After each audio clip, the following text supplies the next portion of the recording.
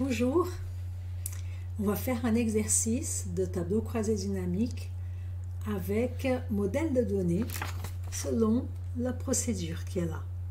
Ok, ça va être le premier exercice, le plus simple, le plus facile à faire avec peu de données et puis faut juste suivre la recette de gâteau. Hein.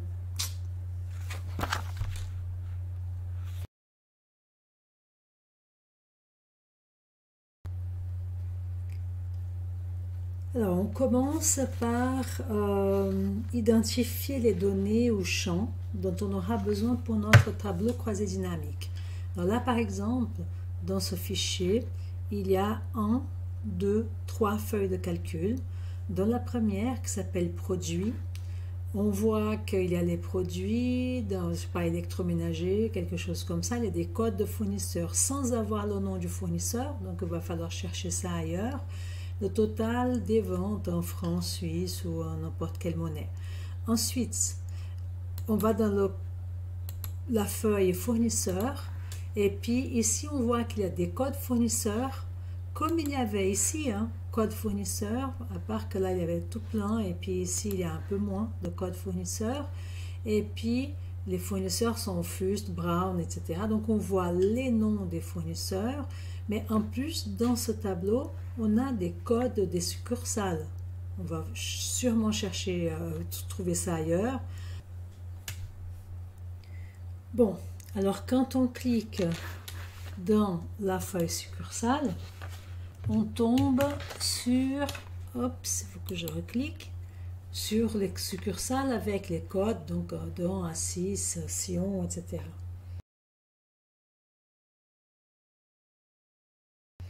Donc j'ai vu que les feuilles, ces feuilles-là, autant produits que fournisseurs et succursales, elles ont des données qu'on doit aller chercher entre les feuilles. Donc il n'y a pas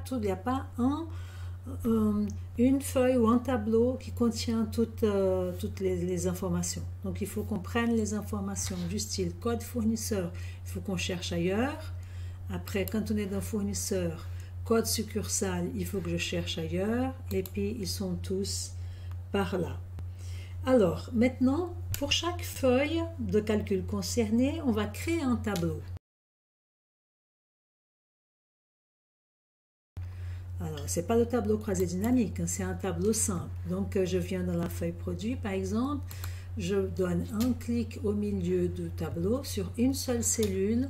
Je clique sur insertion, tableau, je clique sur OK parce que je vois que la sélection est bonne et que mon tableau comporte des en-têtes, c'est bien coché. Je clique sur OK, c'est un tableau et je dois nommer le tableau. Comme ce tableau se trouve dans la feuille qui s'appelle produit, je vais le nommer tab prod. Oups, tab prod de produit. Attention, il ne faut pas mettre des espaces. Donc, soit on colle tab prod, soit on met un underscore. Les tirets, je pense qu'ils ne marchent pas non plus. Donc, il faut que ce soit underscore ou bien le mot collé. Je vais faire la même chose pour fournisseur. Alors, je me mets dedans. Insertion, tableau. Je vois que la sélection est bonne.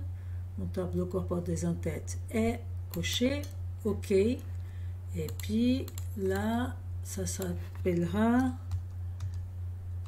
tab fournisse de fournisseur. OK, Enter pour valider. Et la dernière chose, c'est avec la colonne succursale. Je fais la même chose. Insertion, tableau. Et puis là, ça va s'appeler tab succursale Enter. OK, c'est fait.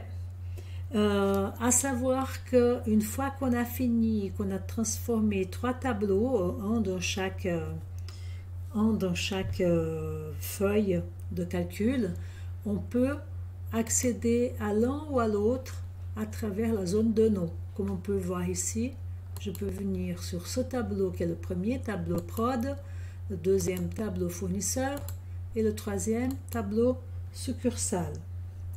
Alors, ce que je vais faire maintenant, c'est que je vais déjà sauvegarder ce fichier de façon à ce que, alors, enregistrer sous, donc exercice 1, ok,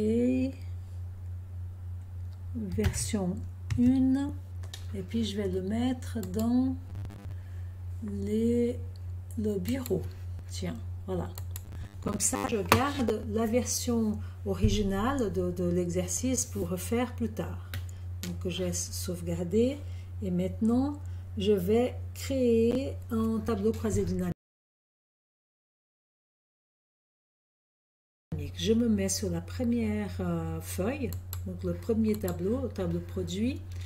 Et là, je fais comme on fait d'habitude, insertion, tableau croisé dynamique.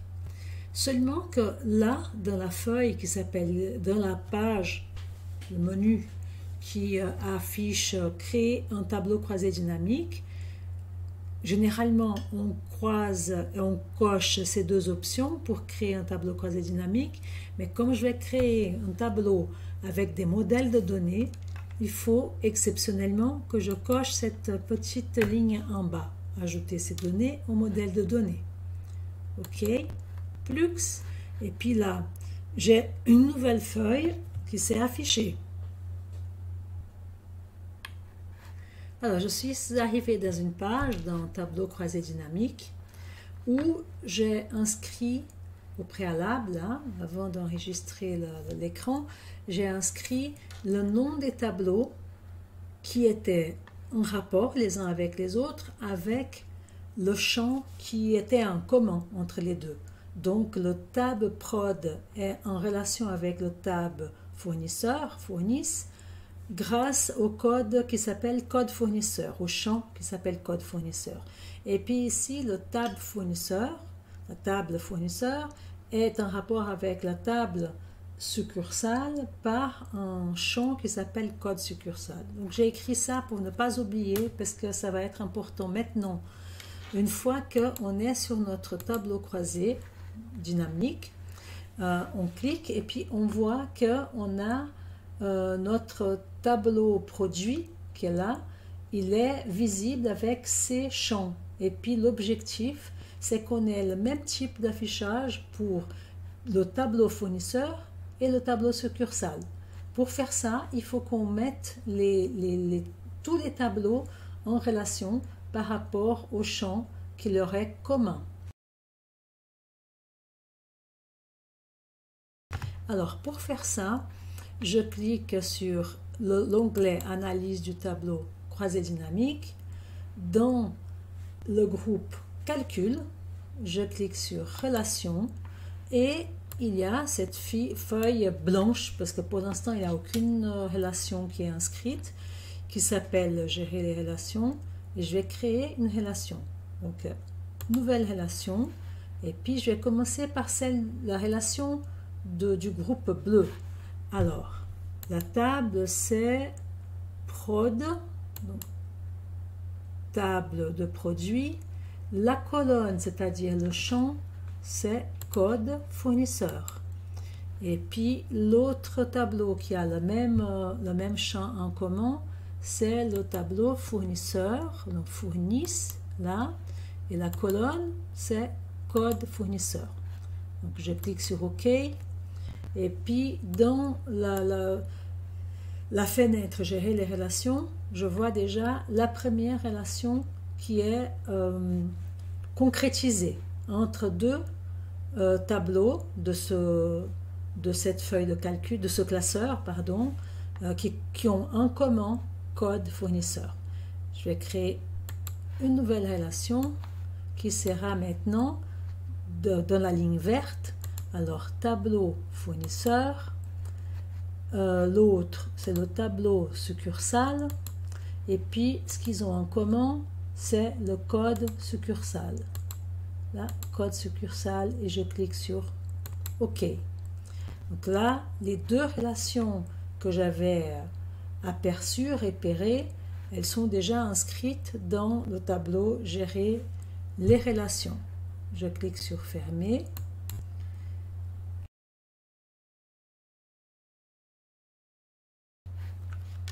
Voilà.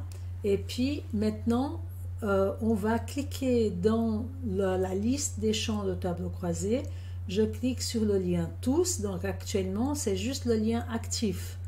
Mais là, si je clique sur tous, je vois que les trois tableaux, le tableau de produits, de fournisseurs et de succursales sont visibles. Et puis pour voir tous les champs, je n'ai qu'à cliquer sur la petite flèche pour développer.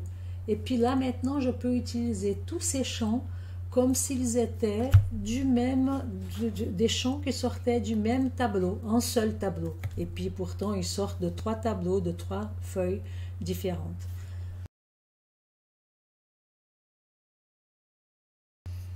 Alors, par exemple, je peux dire que je veux, disons comme ça, le produit. Donc, les produits se sont mis là, avec les fournisseurs. Donc, les fournisseurs, ceux qui ont vendu ces produits. Donc, c'est là. Donc, il y a aspirateur, lave-linge avec les fournisseurs en bas. Je peux cocher sur total des ventes.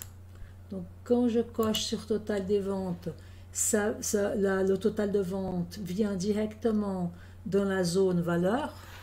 Et puis comme ça, j'ai les aspirateurs avec les fournisseurs, avec le total. Quoi d'autre? Moi, je peux mettre la ville aussi. Allez, si je clique sur ville, on va voir ce que ça va donner.